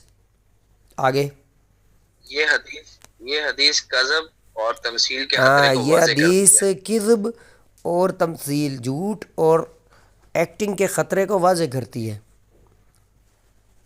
تو پھر وہ شخص جو اللہ کی آیات کے ساتھ کھیلتا ہے اور جھوٹا دعویٰ کرتا ہے کہ اسے جن کا مس یا سرا ہے، اس کا نقصان صرف اسی کو ہوتا ہے اور وہ اپنا وقت اور دوسروں کا وقت ضائع کرتا ہے۔ تعریف: تمثیلی مس وہ ہے جب مریض ہاں، ڈیفینیشن ہے اس کی، ٹھیک ہے۔ ہاں جی۔ تمثیلی مس وہ ہے جب مریض یا اس کے ارد گرد لوگ جھوٹا دعویٰ کرتے ہیں کہ جن کا مس موجود ہے، حالانکہ حقیقت میں ایسا نہیں ہوتا۔ یہ عام طور پر جھوٹ یا مبالغہ پر مبنی ہوتا ہے اور اسے جھوٹا مس بھی کہتے ہیں۔ وجوہات، میدان سے تجربات۔ نمبر 1، توجہ حاصل کرنے کے لیے۔ مثلاً بعض خواتین سرا کی علامات دکھاتی ہیں تاکہ خاندان یا اراکی کی توجہ حاصل ہو۔ نمبر 2، حقیقت سے فرار۔ کچھ نوجوان یا لڑکیاں شادی یا رشتے سے بچنے کے لیے مس کا بہانہ بناتے ہیں۔ نمبر 3، راکی کا امتحان۔ کبھی مریض یا اہل خانہ دیکھنا چاہتے ہیں کہ راکی ماہر ہے یا نہیں، اس لیے علامات گھڑ لیتے ہیں۔ نمبر 4، سماعتی اثرات۔ کسی نے بار بار تشنج یا چیخنے کی کہانیاں سنی ہوں تو وہ بھی انہی کو نقل کر سکتا ہے۔ نمبر 5، کمزور شخصیت۔ مریض اپنی حقیقی نفسیاتی یا زندگی کی مشکلات سے بچنے کے لیے تمثیل کو آسان سمجھتا ہے۔ تمثیل کا مقصد توجہ حاصل کرنا اور ہمدردی جیتنا ہے۔ خاندان یا شریک حیات پر دباؤ ڈالنا ہوتا ہے۔ راکی کو دھوکہ دینا یا اس کا مذاق اڑانا۔ ذمہ داریوں سے فرار۔ روزمرہ زندگی میں علامات، میدان تجربہ۔ عام گفتگو یا ہنسی کے دوران سب معمول کے مطابق، مگر جن یا رقیہ کا ذکر ہے تو اچانک علامات ظاہر ہوں۔ عجیب و غریب علامات جو حقیقی مت سے میل نہ کھائیں، شخصیت میں غیر معقول اتار چڑھاؤ، کبھی مضبوط کبھی بہت کمزور، خواب میں علامات، مریض کے خواب مبالغہ آمیز ہوں، ہر دن جن کے مختلف مناظر دیکھے، جب دوبارہ سوال کیا جائے خواب بدل جائے، جھوٹ کا ثبوت، حقیقی مس کی علامات جیسے مسلسل ڈاؤن خواب یا سانس میں تنگی غائب ہو، رقیہ کے دوران تشنج میں شناخت، میدان تجربہ۔ نمبر 1 مکمل شعور، نام پکارنے پہ جواب دے باوجود تشنج کے۔ نمبر 2 جھوٹا بے ہوش ہونا، آنکھیں بند کرنے کے باوجود سنتا اور جواب دیتا ہے۔ نمبر 3 قابو میں تشنج، اگر توجہ ہٹ جائے تو حرکت رک جائے یا بدل جائے۔ نمبر 4 محدود رد عمل، صرف مخصوص آیات پر اثر، باقی پر نہیں۔ نمبر 5 سوالات سے انکشاف، اگر جن سے مخاطب کریں تو الجھن۔ نمبر 6 جھوٹ کی نشاندہی پر مبالغہ، زمین پہ گرنا یا جھوٹے زخم بنانا تاکہ سچائی ظاہر کرے۔ اور زخم بھی بہت سخت نہیں بنائے گا کیونکہ ہوش میں ہے نا، وہ اس کو پتہ ہے کہ زیادہ لگ جائے گی مجھے خود گروں گا تو، لہذا وہ طریقے سے گرتا ہے، ایسی جگہ گرتا ہے جہاں کو تکیہ شکیہ پڑا ہو۔ ٹھیک ہے، یہ فراڈ ہے، ایکٹنگ ہے۔ ٹھیک ہے جی۔ اور جب راکی اونچے آواز میں کہتا ہے کہ یار یہ ایویں ایکٹنگ کر رہا ہے، تو خود پر نا عجیب و غریب زخم بنانا شروع کر دیتا ہے، بھائی سب کو یقین آ جائے کہ واقعی جن ہے مجھ پہ۔ ٹھیک ہے، سوالات سے انکشاف کیسے ہے؟ اگر جن سے مخاطب کریں وہ جن، تو اس کو الجھن شروع ہو جاتی ہے۔ ٹھیک ہے، الجھن مطلب ہے کہ اچھا محدود رد عمل کیسے؟ صرف مخصوص آیات پر اثر، باقی پر نہیں۔ سمجھ آئیے؟ مطلب نا اپنی طرف سے وہ سیانہ بننے کی کوشش کر رہے ہیں کہ ان کو یقین آ جائے مجھ پہ جن ہے۔ اب اکڑاؤ آہستہ آہستہ سٹارٹ ہوتا ہے، سخت ہوتا جاتا ہے جسم یا کوئی عضو، لیکن اس کا اپنے قابو میں ہوتا ہے۔ ٹھیک ہے، قابو میں تشنج، اگر توجہ تھوڑی سی بھی ہٹائیں گے تو حرکت رک جائے گی اس کی، یا حرکت بدل جائے گی، تھک جائے گا نا ہاتھ ایک جگہ، تھوڑا سا موقع پا کر کوئی دیکھ تو نہیں رہا مجھے راکی وغیرہ، تو اپنا ہاتھ سیدھا کر لے گا۔ اور جھوٹا بے ہوش ہونا، آنکھیں بند کرنے کے باوجود سننا اور جواب دیتا ہے۔ ٹھیک ہے، اس کو کہیں نا آگ لگاتے ہیں تجھے، لاؤ جی لاؤ، آگ لگانی ہے اس کو، اس کے جن کو جلاتے ہیں، وہ فوراً اٹھ کے بھاگے گا۔ ٹھیک ہے، ہمارے پاس تو ایسی دوائیاں بھی ہیں ماشاءاللہ جو کہ دستی ہوش میں آتا ہے مریض۔ ٹھیک ہے، دوبارہ نہیں لاتا خود پہ جن، وہ ایسی ہے اس کی ہم ٹکور کرتے ہیں نا، دوبارہ جھوٹا جن نہیں لاتا وہ اپنے اوپر۔ یہ فیلڈ میں آپ آئیں گے تو پتہ لگ جائے گا آپ کو کیا کیا طریقے کار ہیں۔ اچھا، اوریجنل بے ہوش کو بھی طریقے سے ہوش میں لایا جا سکتا ہے، بڑی تیزی سے ہوش میں آ سکتا ہے۔ اچھا، مکمل شعور ہوتا ہے جی اس ایکٹر کو، نام پکارنے پر جواب بھی دیتا ہے باوجود بے ہوشی کے۔ چنگا جن ہے جی، سمجھ آئی ہے جی؟ یہ معاملہ ہے، آگے بڑھیں۔ راکی کے طریقے، میدان تجربہ، سکون اور براہ راست فضا نہ کریں، آہستہ آہستہ مختلف آیات پڑھ کر رد عمل دیکھیں، سوالات کی دوبارہ تشخیص، جواب مختلف ہو تو تنصیل ہے، طویل مشاہدہ، تنصیل عموماً طویل نہیں رہتی، فردی نصیحت، سیشن کے بعد مریض کو قسم چھوڑنے اور نفسیاتی یا رویے کے علاج کی ہدایت۔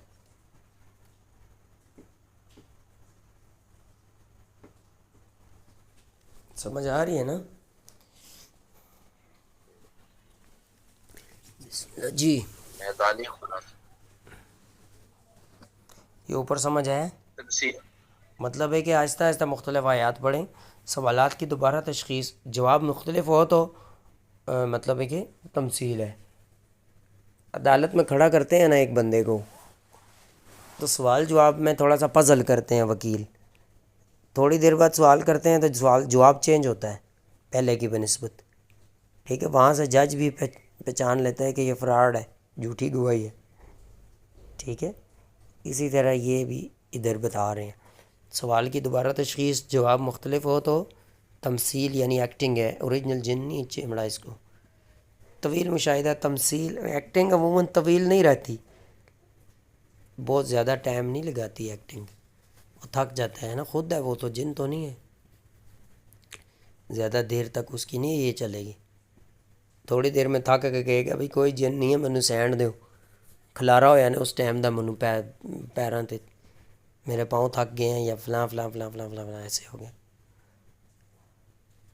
بعض اوقات یہ بھی ہوتا ہے کہ جن ہوتا کوئی نہیں، راکی اناڑی ہے اور وہ جن سمجھ کے مار کٹ رہا ہے اس بیچارے کو، وہ کوئی دماغی مریض ہوتا ہے پیشنٹ، تو راکی جو ہے نا اس کو بیچارے کو مارتا ہے، یہ غلط بات ہے، اناڑی راکی سے بچیں۔ اچھا جی، فردی نصیحت، سیشن کے بعد مریض کو جھوٹ چھوڑنے اور نفسیاتی یا رویے کے علاج کی ہدایت کریں، ٹھیک ہے، جی آگے۔ میدانی خلاصہ: تفصیلی مرض سب سے زیادہ وقت ضائع کرتا ہے کیونکہ یہ روحانی مرض نہیں بلکہ نفسیاتی یا رویے کا مسئلہ ہے۔ اسے پہچاننے کے لیے صبر، تجربہ اور حکمت چاہیے، بغیر جلدی فیصلہ کیے۔ اچھا، بعض نا نفسیاتی مریض بھی ہوتے ہیں، نفسیاتی مریض بھی ہوتے ہیں، ضروری نہیں ہے وہ جان بوجھ کے ایکٹنگ کر رہے ہیں، نفسیاتی مریض بھی ہوتے ہیں، بعض بندے جن کی حاضری، کسی نے جنات کی حاضری دیکھی ہو، ان کے دماغ میں بیٹھ گئی ہے، تو وہ جب ان پہ آیتیں پڑھیں گے تو وہ یہی فیل کریں گے، چیخیں گے، ڈریں گے کہ شاید جن ان پہ آ گیا، ٹھیک ہے، وہی ایکٹنگ وہ شروع کر دیں گے، تو یہ بیچارے مریض ہوتے ہیں، نفسیاتی دماغی دل کے مریض، تو ان پہ بھی سختی نہیں کرنی چاہیے، ٹھیک ہے، ان کا دل دماغ کمزور ہوتا ہے، وہ بیٹھ جاتی ہے ان میں چیز، تو جان بوجھ کے ایکٹنگ والے یہ نہیں ہیں، وہ تھے جو پیچھے بیان ہوئے ہیں، یہ نہیں ہے۔ ہاں جی، واضح اختتام: ایک قاری محترم، رقیہ قرآن کے ساتھ تمثیل یا جھوٹ کرنا نفس پر جرم ہے اور دوسروں کو دھوکہ دینا ہے۔ قرآن شفا اور رحمت ہے، اس کا مزاج یا جھوٹ میں استعمال مہلک ثابت ہو سکتا ہے۔ صادق رہو، اللہ سب کو جانتا ہے، صداقت نجات ہے اور جھوٹ ہلاکت ہے۔ ہاں ٹھیک ہے، واہ! ٹھیک ہے۔ اچھا، نیکسٹ ہے درس الثالث، المرحلہ الرابعہ۔ اچھا جی، اچھا، اصلی جن چمڑنے میں اور ایکٹنگ میں اور جو وہمی نفسیاتی مریض ہے اس میں کیسے فرق کرنا ہے، اب یہ آ رہا ہے سبق،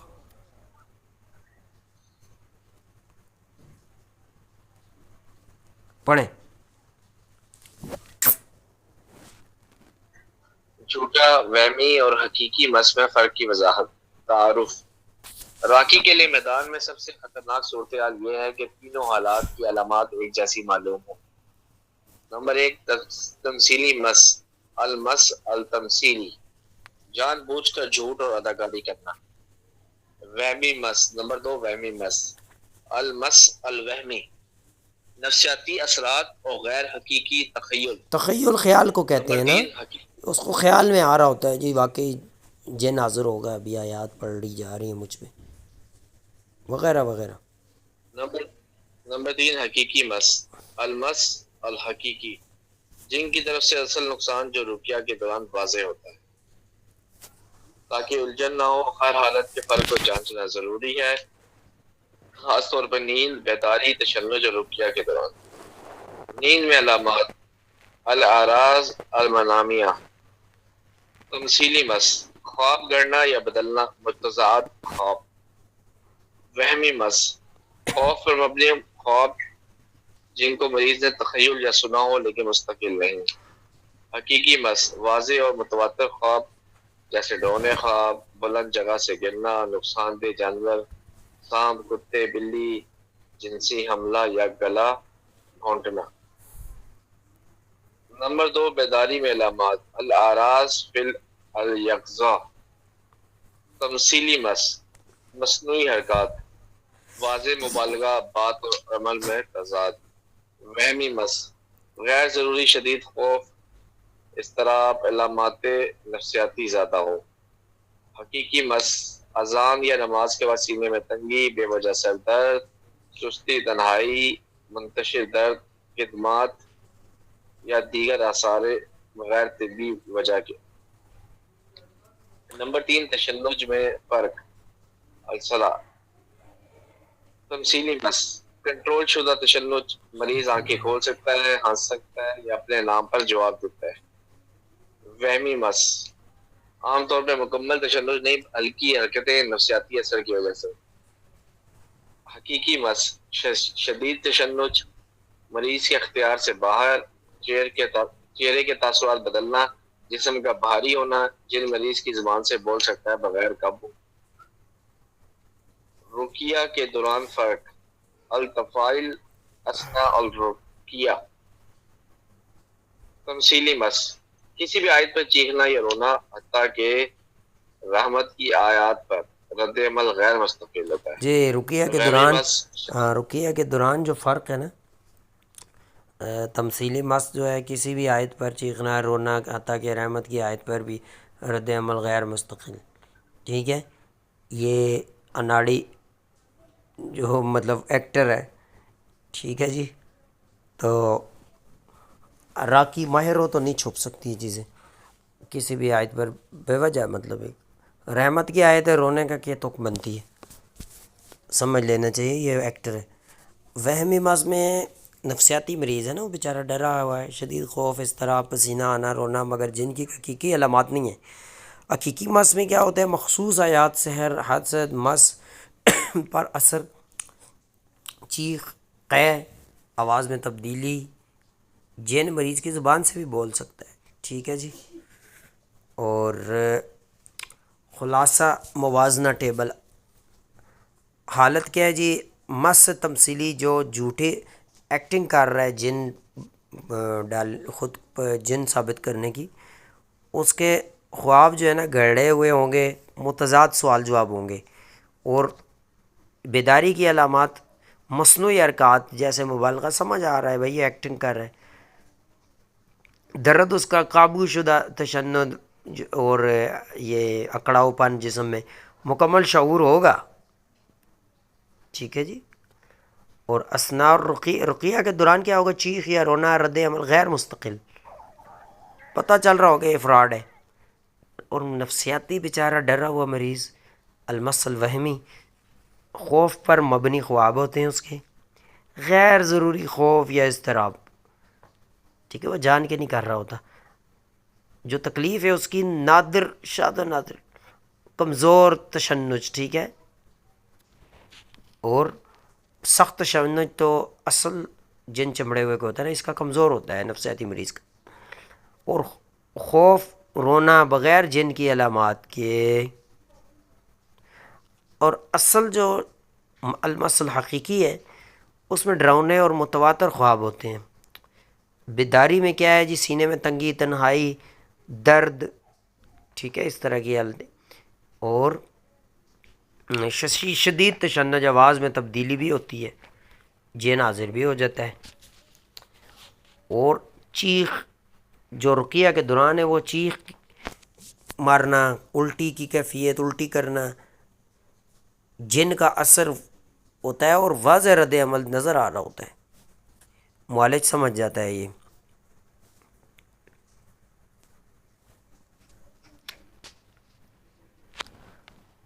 اچھا، خلاصہ تمثیلی مس میں جھوٹ اور دھوکہ ہوتا ہے، وہمی مس میں خوف اور نفسیاتی اثر ہوتا ہے، نفسیاتی مریض ہے وہ بیچارہ۔ حقیقی مس میں حقیقی نقصان، رقیہ میں واضح اثر ہوتا ہے۔ راقی تجربہ کار اللہ کے فضل سے فرق کر سکتا ہے علامات کی مستقل۔ اب یہ دہرانے سے نا، اس کی ایکسرسائز کرنے سے پتہ لگے گا۔ راقی تجربہ کار اللہ کے فضل سے فرق کر سکتا ہے، یہ علامات کی مستقل مزاجی پر بھروسہ کرے، وقتی رد عمل پر نہیں، ٹھیک ہے۔ ساری چیزیں اس کے اہل خانہ سے بھی لے، نیند کی حالت، اس کے جاگنے کی اور رقیہ کے دوران کی وغیرہ وغیرہ۔ اللہ اکبر۔ ہاں جی آگے پڑھیں۔ خاتمہ وعظی۔ خاتمہ واضح۔ جھوٹا وہمی یا حقیقی مس میں فرق صرف علمی نہیں بلکہ عبادت اور دیانت ہے۔ یہ ہمیں وقت بچانے، دین کی حفاظت کرنے اور اللہ کی رضا حاصل کرنے میں مدد دیتا ہے۔ ذمہ داری عظیم ہے اور میدان میں آزمائشیں ہیں، اور کامیاب وہی ہوگا جو اللہ کے ساتھ سچا اور مخلص ہے۔ ٹھیک ہے جی، ہاں واہ۔ یہ ہاں بالکل، اللہ آسانی کرے سب کے لیے۔ تو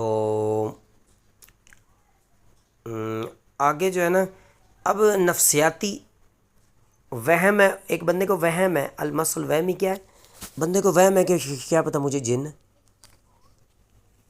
اور اس نے بٹھا لیے دماغ میں یہ ٹینشن۔ یہ انشاءاللہ کل پڑھیں گے، اسکرین شاٹ لے لیں۔